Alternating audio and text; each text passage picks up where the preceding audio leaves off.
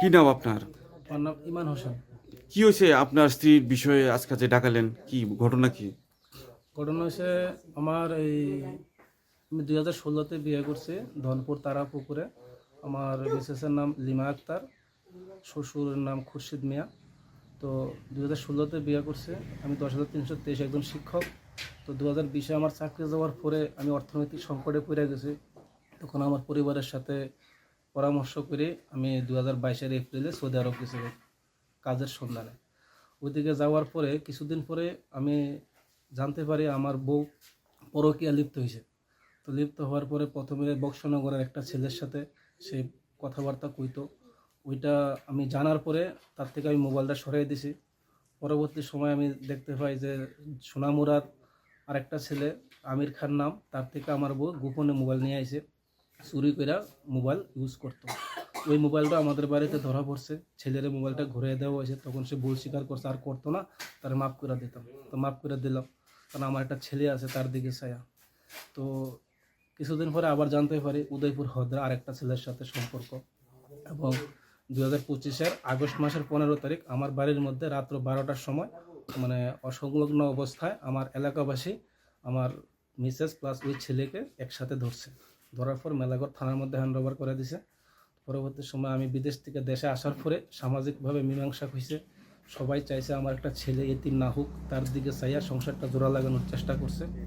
তো আমি আমার বউরে এই নভেম্বরের 20 তারিখ দরবার করে আবার বাড়িতে আনছে, সে আর করতো না। তার কিছুদিন পরে দেখতে পারি সে গোপনে আবার মাসিমার আরেকটা ছেলে শাহাদাত কয়া নাম, তার সাথে গোপন সম্পর্কে জড়িয়ে রয়েছে।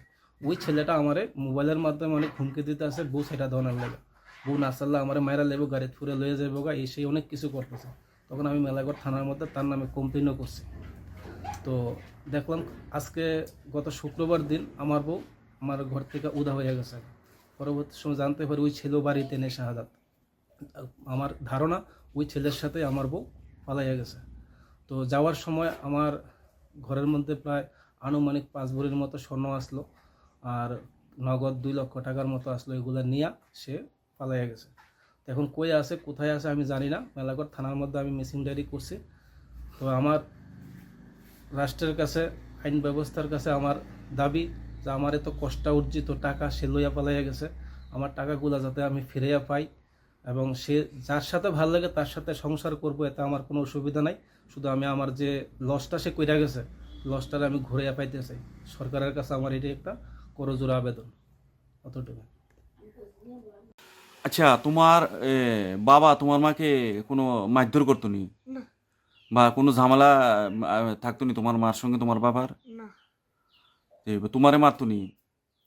না, হ্যাঁ, তোমার বাবা তো তোমার মারে কোনো মারধর করতো না, না। ঠিক আছে না? সব বোন হ্যাঁ কোন ছিল একটু? মিশার দরকার নেই। এই তো হ্যাঁ আরেকবার এক ঘটনা করছে করোনার পরে। এই তো গাড়িটা আপনার বাড়ির দিকে আসছিল, আর একটা ছেলে মানে ড্রাইভারের ড্রাইভারের ধরার পরে ড্রাইভারে কইছে এদিকে একটা লোক নামা দিছে, মানে এবারে তো ধরার পরে আর এই কথা কয়ানোর পরে এইটা নে এদিকে একটা লোক এসে নামাই দিছি, হেয়ার হয় কি সম্পর্ক আছে। এবার তো না মানে সবাই চাপ দিয়ে ধরার পরে কইছে একজন কাছে কাছে আছে মানুষটা, কইছে আবি একটা মাইয়া নাহলে একটা সম্পর্ক আছে।